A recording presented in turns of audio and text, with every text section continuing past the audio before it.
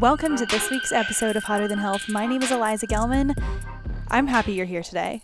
This episode has taken a turn before I even turned on the mic. We're getting into toxins today, and not in the way that you may expect. And if you live in Charlotte, North Carolina, or anywhere in North Carolina or South Carolina, wherever we met, you found out about Hotter Than Health, wherever in the world, wherever in the United States, this is your episode. Listen up. If this is your first time listening to Hotter Than Health, I'm so happy you're here, and I believe this will be a good one for you to start with. Less talk about personal life right now. Life is good. All is great. We just got back from Bryce Canyon. Had helped my boyfriend run an ultra marathon. What an absolute savage. We will have a whole conversation on that at another time. All is well. Life is amazing. I'm feeling better than ever. Feeling so good. Richly blessed. Amazing weather happening in Charlotte. All is good. Now, I want to get into today's topic. Today we are talking about, well, let me start by saying my plan today was to talk about toxins and a few simple switches you can make within your home, your lifestyle. I was inspired by an episode of The Skinny Confidential that they just recently put out, and there were a few things that I wish they had tapped on a little bit more, and that's what we're going to do today. As I was doing a little bit of research for this episode, because I want to be able to provide resources and let you all read more extensively on some of the topics that we're going to be talking about, if you feel interested, as I dove deeper, I was hoodwinked. Absolutely flabbergasted, shocked, was really taken aback by what I saw. The reason why I specifically shouted out North Carolina, South Carolina, you will see as we move on through this episode. We're going to be starting with a couple of things to touch on.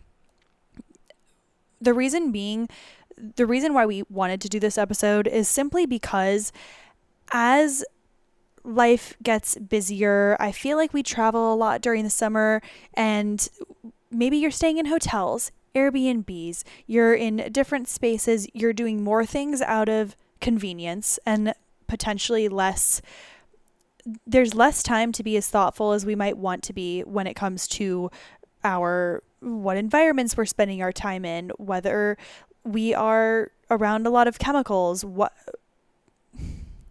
Overall, I think that there's a lot of things we could do within our household and within our lifestyle that get put on the back burner a little as we get busier during the summer, that I wanted to address a few things that are easy to do even while you're on the go or you're at someone else's house, and they're not super expensive switches. It's not, redoing your entire plumbing so you have filtered water in the house. Like, these are accessible to a large majority of people.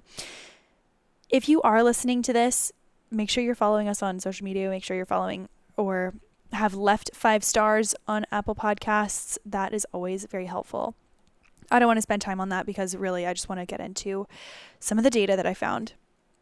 One of the bits of information that I was looking at had to do with, if you're a female listener, hello, it have to do with tampons.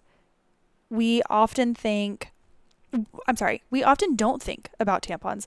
Whether or not you are someone that gets your period, maybe you're on a type of birth control where you don't get your period anymore. Great. Okay. This is still pertinent information because maybe you want to have kids. There will be a time when you get off that birth control and you maybe do have periods, or if you have kids and they are going to have to use them. This is important for everybody. If you grew up in the 90s as a girl, you grew up with this book. It was by the American Girls. It was an American Girl doll book, essentially, that talked about growing up as a girl going through puberty, getting her period for the first time, figuring out what's going on with her body, boobs, like life as a growing girl. And they made you fear what's called TSS, something called toxic shock syndrome. Like we all thought, I was just having a group conversation with a text with my girls from high school we really believed that if we used a tampon for 8 hours and 1 minute, we were going to get toxic shock syndrome and die. If you don't know what toxic shock syndrome is, I really don't either. But we did know that it was some type of syndrome that you got when coagulated blood stayed in the tampon for too long and it was in your body for too long, and toxins. I don't know. But we all thought we were going to die from it. You know that part in Mean Girls where they say, you will get chlamydia and die?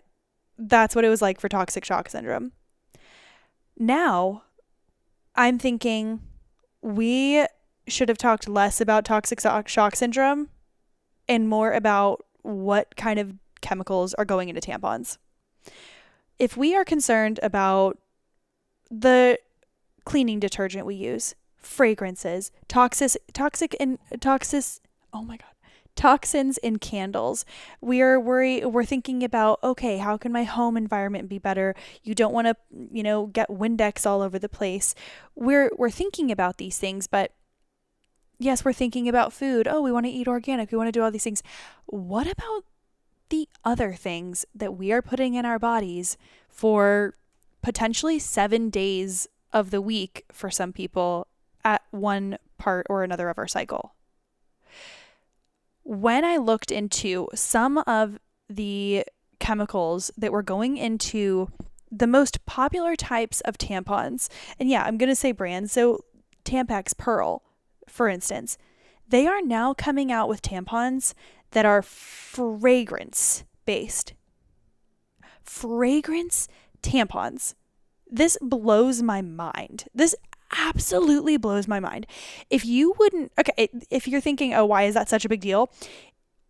If you wouldn't put a Glade plug-in scented packet up there during your period, don't even think about putting a scented tampon up there during your period.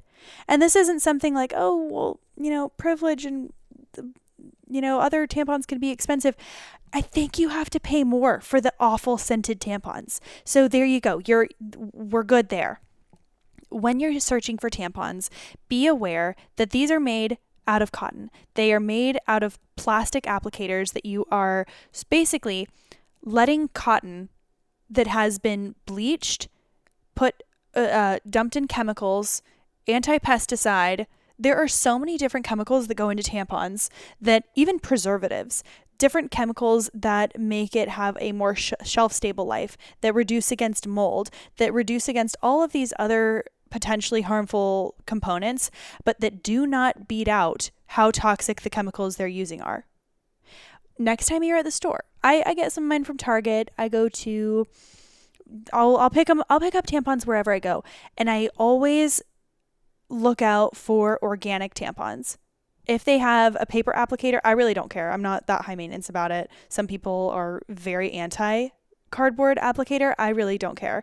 But I always look for organic, because if I know that I want to wash my clothes without toxins, if I ever order anything from Amazon, I wash it first before I wear it, because again, fast fashion, we don't have time to get into we are actually going to get very into that. If we're concerned at all about what is going into our body as far as food, be thoughtful about the types of tampons that you are using. I genuinely can't get the analogy out of my head of, if you wouldn't put a Glade plug-in up there, don't put anything other than an organic tampon in there. I like the brand Cora, Cora, and I do believe that they actually have a kickback and they partner with different female organizations for health. There's multiple benefits. That is topic number 1. Watch out for your tampons. Please, for the love of God, if you have your scented tampons, if you want to, I understand if you don't want to just toss them, it's a waste. Next time you buy tampons, make sure they are organic. Make sure that you are looking at them and they're not just full plastic applicators where you're getting all these BPAs and you're getting all these harmful ingredients that are going up in your body. We just don't need it. It's 8 hours at a time. Like, that area is too precious. We wonder why we're having like fertility issues. And I know that it's a whole different, like, it's not all the way up there and your doctor's going to say, oh, that has nothing to do with it. They've told us that about, the world has told us that about so many things for so many years, you know how many doctors have said like, oh, your acne is from nothing. Oh, a potential, your PCOS, your hormones are just genetics. Environment has something to do with it. And if you're putting toxins up your vagina, then that can't be great. Even though I'm not a doctor and I don't know exactly the science behind this, give it a Google. You won't want to do it. Okay, moving on. The next one that I thought about, and this is a very brief one. Like I mentioned, I listened to this episode from the Skinny Confidential the other week, all talking about toxins and how we can elevate our home to simply live a less toxic lifestyle. And one of the things they mentioned was toilet paper. I will be very honest. I knew that there was, bamboo toilet paper. I knew that there were other organic types of toilet paper. It had simply never occurred to me that I should be purchasing that. I just thought, oh yeah, that would be better. Like, I knew that there were better options, but I didn't know that my option was bad. Does that make sense? I didn't know that regular toilet paper was bad. And I'm not trying to villainize it and like, yo, you can't see anything on social media. These are simply ways that we are, like, the world got too crazy with their branding and with the chemicals. And now we're just paring it back to basics. My thought, here, I have two thoughts. I would like to switch over to non-bleached toilet paper. It might not look the exact same as your white Charmin triple plush, but you also aren't wiping your basically internal intestines with toxic chemicals and bleach. Here's what I would also think, and I think I want to do this soon, is I want to get one of those tushies, a mini bidet that you slap onto your toilet and it cleans you after you go to the bathroom. Obviously, you have to, dry off, and you have to maybe get some of the physical matter away from the area, but then you use the tushy, it wipes everything up, it rinses everything, it gets rid of all the particles, and then you're good to go, and you feel like you just showered after you use the bathroom. Highly recommend transitioning from, we use Charmin, but I'm gonna slowly transition out of that into a bamboo type of toilet paper and add a bidet. And I think the tushy is less than $100, and it's honestly just a treat. We were in Grand Cayman a couple of weeks ago, and they had a bidet, and it was life-changing. You just feel clean, you feel good, you feel great. Now here's something that might ruffle some tail feathers, and I'm fine with that. Now, when it comes to cotton, when it comes to clothes, I think I've mentioned this several times, and if you're new to the podcast, welcome. Some of the most highly sprayed pesticide sprayed crops are things like coffee and cotton. Of course, there's thousands of others that are heavily sprayed. Cotton is one of the most toxic sprayed, unless it's full organic cotton, but you still fully can't trust that based on where it's being manufactured. And I'm not here to say change out your whole wardrobe. I've got a ton of stuff from Amazon. I've got random things from Revolve, things that I have no idea where they came from. Like, I'm not the picture of clothing health.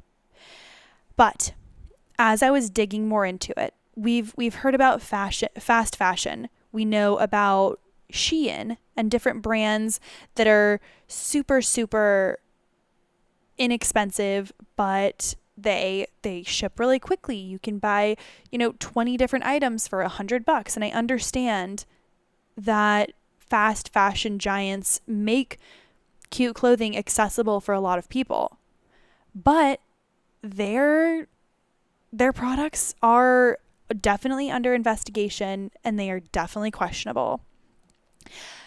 Some of the reasons why I look into this is because I want to have kids someday. My sister has kids. They're my nieces and nephews, and they're the most important children in my life.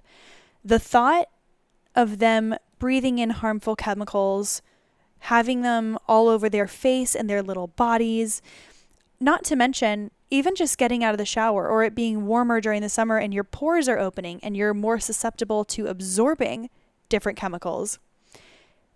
Allowing chemicals to be so saturated within our clothing and then having that so close to our internal organs, so close to our mouth, our thyroid, our body, our lymph nodes, all the places that we need to keep flowing and clear, it scares me.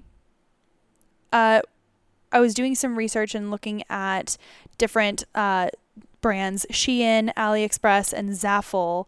Zaffles, you'll probably see them on Amazon. They have a ton of cute bathing suits, and trust, I have ordered a bathing suit here, but we want to stay educated. We want to stay in the know. We don't want to be going in blind to all of these things where if there is a better option, we would take it.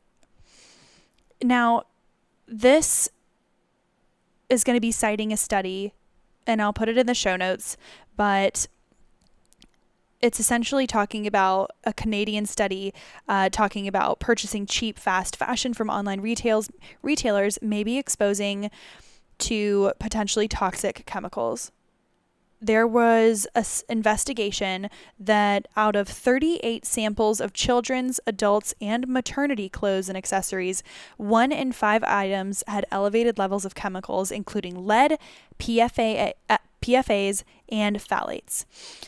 And that was alarming to a lot of experts. And the fact that this isn't even something that we had thought about in the past couple of years, and now it is coming into high levels, 1,702 milligrams of lead found in a baby jacket in this toddler ruffle trench coat from Shein.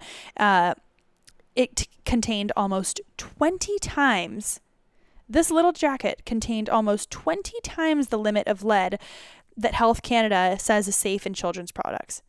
I don't want to put that around my kid. I don't want to do it. I don't have a kid, but someday if I do, that's not what I want.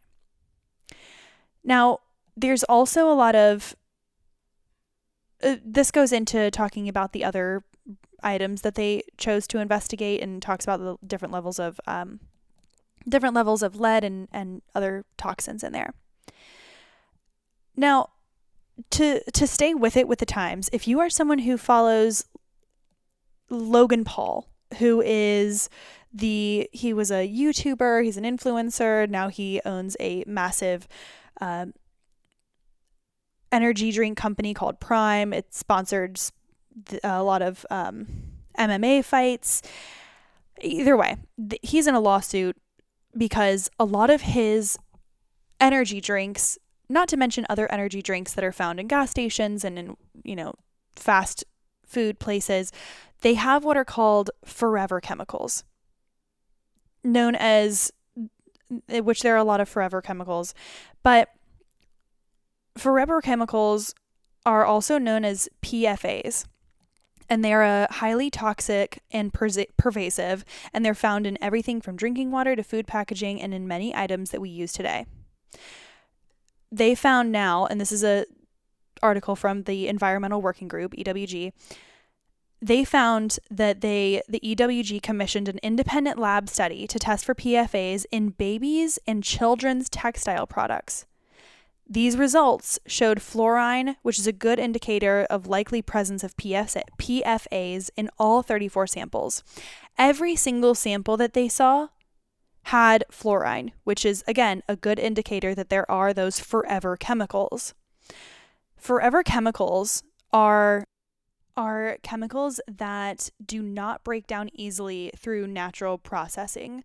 And they basically are called forever chemicals due to their persistence in the environment. It's not like, you spray Windex into the air and then it floats away and it's gone forever. These are really, really strong bonded carbon fluorine chemicals that are pervasive, harmful for the environment, and harmful for us. Now we can basically add a ton of different children's clothing to items that have these PFAS. And if you're still like, okay, yeah, but I don't have kids, not relevant, or blah, blah, blah, you better believe that they also found high levels of PFAS in brands like Lululemon, in brands like Vuori, in brands like, there are so many other brands that they talked about. But one thing that we can also think about is this is the type of audience that also, you might have seen ads for non-toxic cookware, like I don't even remember what the brands are, but we hear about non-toxic cookware and we think, oh, what's the big deal with that? PFAS, which are those forever chemicals, started out as Teflon. Teflon being the covering of non-stick pans that we have in our kitchen. I know I probably need to replace the kitchen pan that I have. I have mostly stainless steel, but I do have one little one that I'm not sure what it's made of. But if you look in your kitchen, and if you look in any of your cabinets in your kitchen, any of those large pans that you're like, oh yeah, but the scrambled eggs just slide off. I don't need oil. I don't eat oil. I don't need the butter. I don't need the butter. The chemicals that hold together and bond together to create that slippery coating that you can just slide your fried eggs off of in the morning are made of Teflon, which are also known as PFAS, which are also known as forever chemicals, meaning we are eating off of these forever chemicals, and now they have been the reason why they are so what is the word I'm looking for? They're so prominent within so many different textiles markets, the cosmetic markets, the personal care, home care. The reason why they're so pervasive is because they're cheap. They never die. They never die. They never die. They are the frickin' Twinkie cockroach of toxins. PFAS. Now think about this. I'm going to push it one step further because this is what's been going on in my mind lately. This is how intensely I think about these things. I'll be washing a dish and I get scared to scrub a dish too hard, thinking if I scratch it, or a pan, like a pot or a pan, I get so scared to even get a slight chisel in this pan because I think, okay, if I break this surface, that means there are particles of PFAS, which are the forever chemicals, hovering all around my sink, in my food. I'm going to ingest them. I'm going to get cancer. Like, that's where my mind goes. I don't know about you, but that's where my mind goes.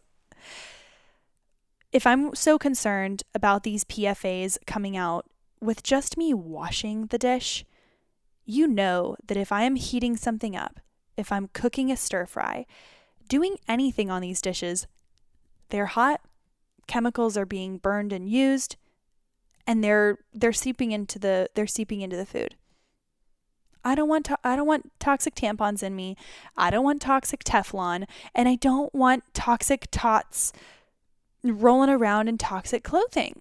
I really don't. You may be thinking, why did I, in the beginning of this episode, talk about specifically Charlotte, North Carolina, South Carolina? Well, I'm going to tell you. I was on the environmental working group, as one does. I was on the environmental working group website, and there is a contamination map within the U.S. This was done this month. Oh my God, May 21st. It's May 22nd. Hello? Of 2024. And this is PFAS contamination in the U.S. Reminder, PFAS are forever chemicals. They started with Teflon, which is in nonstick cookware, and now is in yoga mats. It's in yoga pants. It's in anything that has water resistant. It has anything with water retardant. It has anything, truly almost anything that you can think of. Plastic baggies, like, name it. Here's what it showed. New data shows 6,189 sites in 50 states. That's not people. That's 6,189 different sites, areas within all 50 states. Why is this important? Why is this map important? The number of U.S. communities confirmed to be contaminated with highly toxic fluorinated compounds, known as PFAS, continues to grow at an alarming rate. as of February of this year, February 2024, and the latest data shows 6,189 locations in 50 states. They are known to be contaminated. I scrolled down and thought, wow, I bet you anything it's going to be California. I bet it's going to be New York. I bet it's going to be these big, incredibly populated cities that I don't spend too much time in. I was wrong. The majority, some of the most heavily,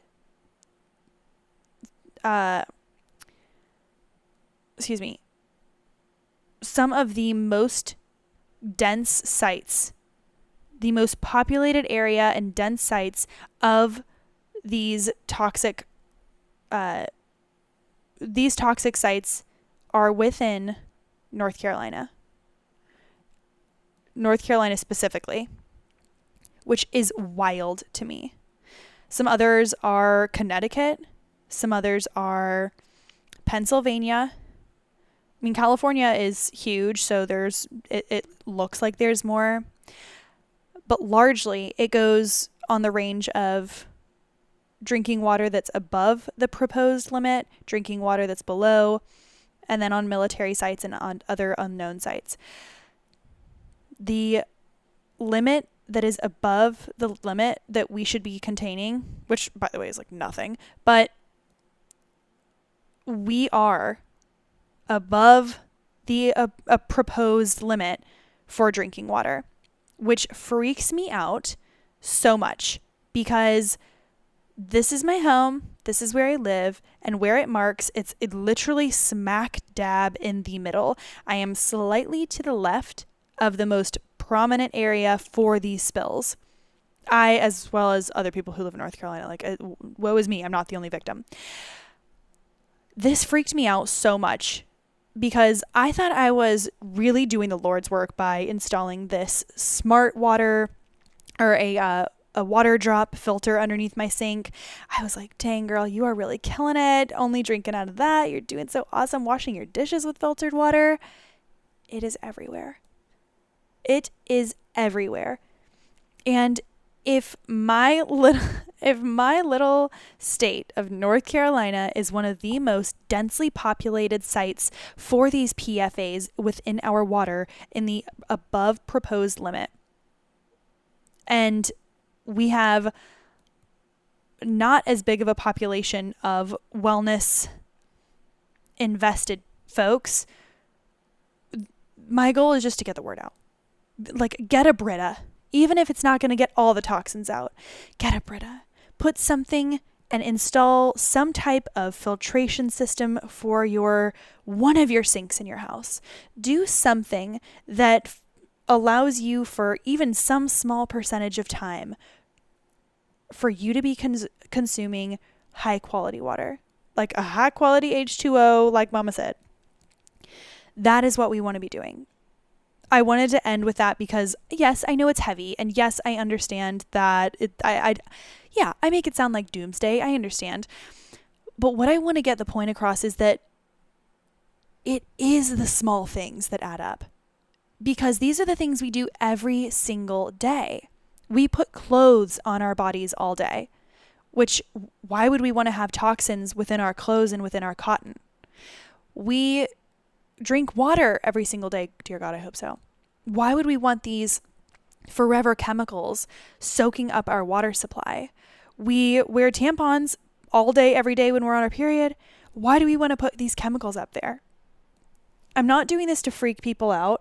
I'm doing this because this is something that these are the things that we don't think about.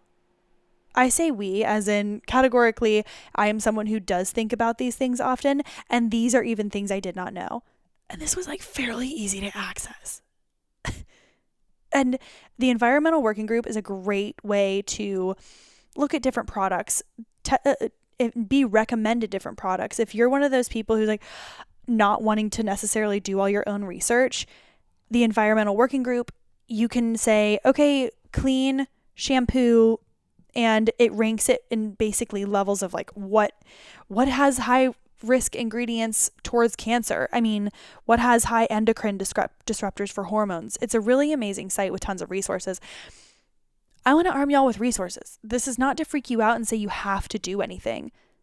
However, if I knew that I had the option to spend $60 for a year's worth of filtered water for the tap water that I wash my food with, that I fill up every single morning to drink, that I wash my hands with, that I wash my dishes with, if I'm going to do that, I am going to absolutely do that. Especially if you're someone who buys a ton of water bottles, you keep the water bottles in your house, those water bottles have plastics. There are little ways that you can actually save money and incorporate into your lifestyle. I find these things so fascinating. I really do.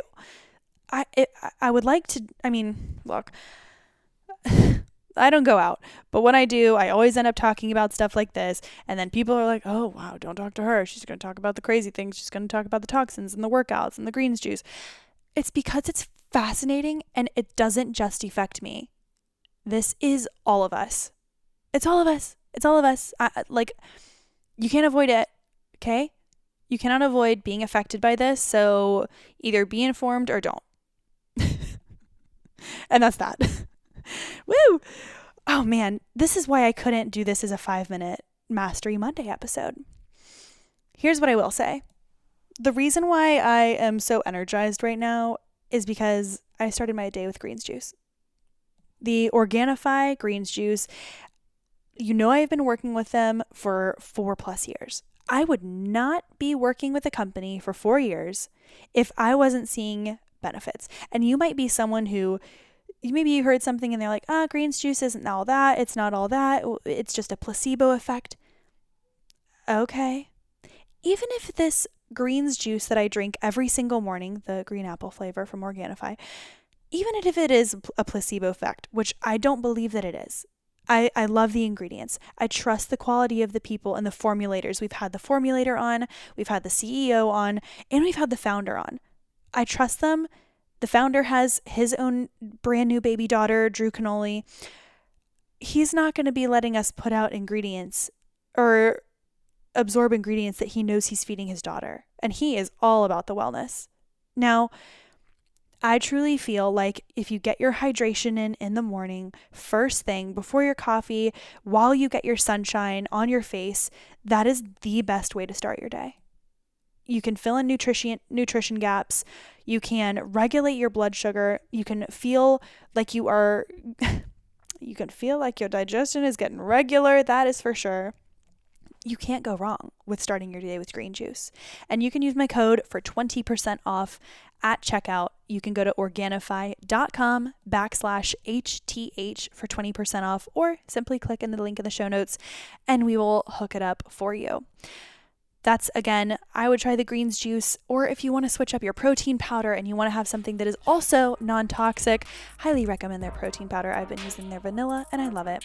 Thank you so much for listening, and we will talk to you all next week.